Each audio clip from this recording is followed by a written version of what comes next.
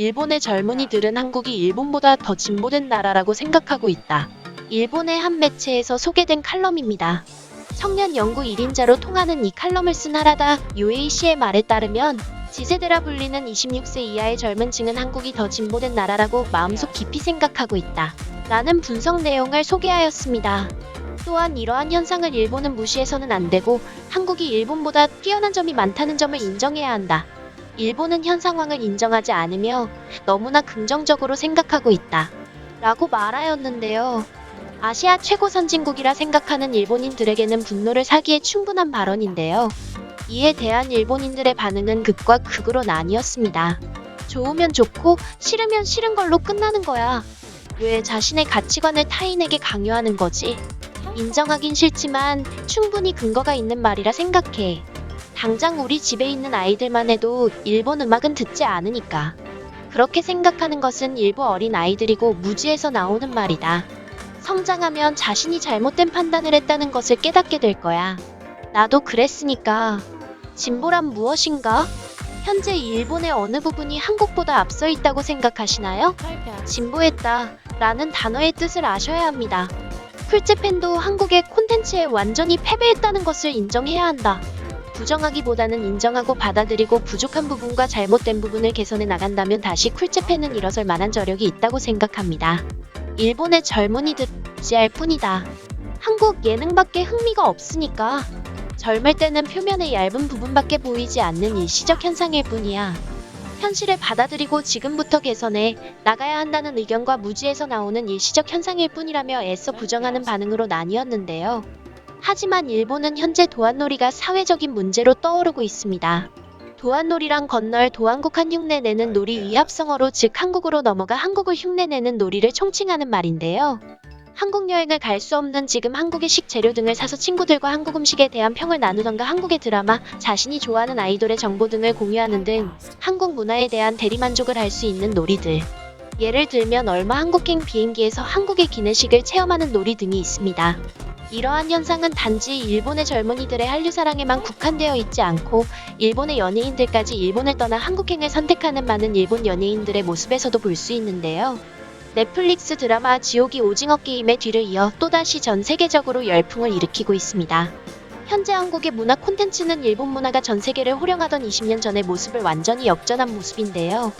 이러한 이유 때문에 일본 연예인들은 한국에서 활동하는 것이 일본에서 진정한 스타의 자리에 오르는 길이라는 말까지 나오고 있습니다.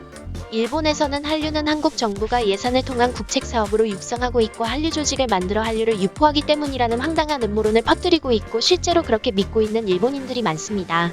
심지어 일본항공 자위대 고위급 인사까지 한류는 한국의 정보 전략이니 한류 콘텐츠를 일본에서 몰아내야 한다. 고까지 주장했습니다. 하지만 그러던 말던 일본의 연예계 종사자들의 탈일본 한국화는 가속화되고 있습니다. 일본 내수용으로만 길러져 오던 연예인들이 한국을 다녀온 후 일본에서 선망의 대상이 되는 전례를 본 수많은 일본 연예인들의 한국을 향한 열망은 아무리 언론의 손가락질을 받아도 막을 수가 없는 상황인데요. 한일 양국을 오가며 활동하며 한국 예능과 드라마에 출연한 배우인 후지이 미나는 한국 드라마를 보고 모든 것을 버리고 한국에 왔다는 소식이 전해졌습니다. 그녀는 일본 내에서는 이미 정점을 찍고 더 높은 곳으로 향하기 위해 한국행을 결정해 활동하겠다는 뜻을 밝혔습니다. 그녀는 한 언론사와의 인터뷰에서 한국 활동에 대해 많은 일본의 배우들이 한국 진출을 부러워한다. 며 한류의 일본 연예계에서의 반응을 언급하며 논란을 빚기도 했습니다. 후지 미나뿐만 아니라 일본에서 배우와 모델로 활동하고 있는 히로세 스즈 또한 일본을 떠나 한국에 진출하겠다는 뜻을 밝혔습니다. 그녀는 바닷마을 다이어리라는 작품을 시작으로 이름을 알리면서 수많은 영화상과 신인상을 휩쓸고 다니던 우리나라로 치면 전성기 시절의 송혜교 정도의 인기를 보유하고 있는 탑 여배우입니다. 그녀는 CF 촬영에서도 섭외 1순위를 기록하며 승승장구하던 중 2019년 하반기에 갑자기 잠적을 하였는데요. 돌연 그녀가 한국행을 했다는 소식이 들려와 일본 팬들의 분노를 사고 있습니다. 일본에서 각종 상과 CF기 1위를 차지하며 부와 명성을 거머쥔 그녀가 왜 한국행을 선택했을까요? 이에 대해 일본 내에서는 여러 가지 의견이 분분합니다. 그중 일본의 민도에서 답을 찾아볼 수 있습니다. 그녀는 미성년자 시절부터 갖가지 루머에 휩싸여야만 했는데요. 연예계 생활로 한교에 나간 적도 없는데 일진설에 휘말리는 등 쉴 새 없는 스캔들이 일어났는데 일본이라는 국가의 성격상 악성 루머라는 사실이 밝혀졌어도 그녀는 당당하기보단 죄송하다며 사과만을 해야 했습니다. 이러한 이유 때문에 상대적으로 배우의 사회적 지위가 높고 실력만으로 배우를 평가하는 한국에 대해 오래전부터 그녀는 한국에 대해 동경을 품고 있었다고 합니다. 결국 그녀는 데뷔작을 함께했고 일본의 빈부격차 사회를 고발하는 영화인 어느 가족으로 칸 영화제에서 황금종려상을 수상했음에도 불구하고 당시 아베 전 총리에게 일본에는 이런 가족이 없다고 대차게 까이며 극우 인사들의 위협까지 받아야만 했었던 고레이다 히로카즈 감독과 함께 한국행을 선택한 것인데요. 기생충이 황금종려상을 받았을 때 같은 소재의 같은 상을 받았음에도 불구하고 한국과의 반응이 너무나도 상반된 반응을 보이는 일본이라는 나라에 대해 크게 실망한 고레이다 감독은 결국 일본을 버리고 한국에 넘어와 영화를 제작하기 시작해 송강호, 강동원, 배두나가 주연인 영화 브로커의 개봉을 앞두고 있는 상황입니다. 이러한 아픈 과거와 일본의 문화계에 실망을 느낀 고레이다 감독은 데뷔작을 함께한 이로세 스즈를 한국으로 데려와 봉준호 감독과 추후 작품을 같이 하고 싶다는 의사를 밝혀 일본 여배우들의 탈일본 움직임이 더욱 가속화되는 촉진제 역할을 하게 되었습니다. 일본 여자 연예인은 데뷔하기 전에 꼭 거쳐야 하는 절차가 있습니다. 바로 기획사. 이건 흔히 말하는 카더라 통신이 아닌 실제 제가 일본에 있을 때 눈으로 보고 들은 사실입니다. 한국에 전염시키지 않을까 심히 걱정이 되는데요.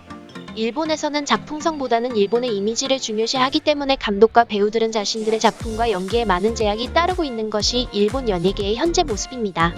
결국 이러한 일본의 연예계를 등지고 일본의 탑스타들이 일본을 떠나 한국행을 선택하는 일이 계속해서 이어지고 있는데요. 한국행을 선택해야만 했던 이유는 알겠지만 그들을 응원해주고 싶은 생각은 전혀 들지가 않네요.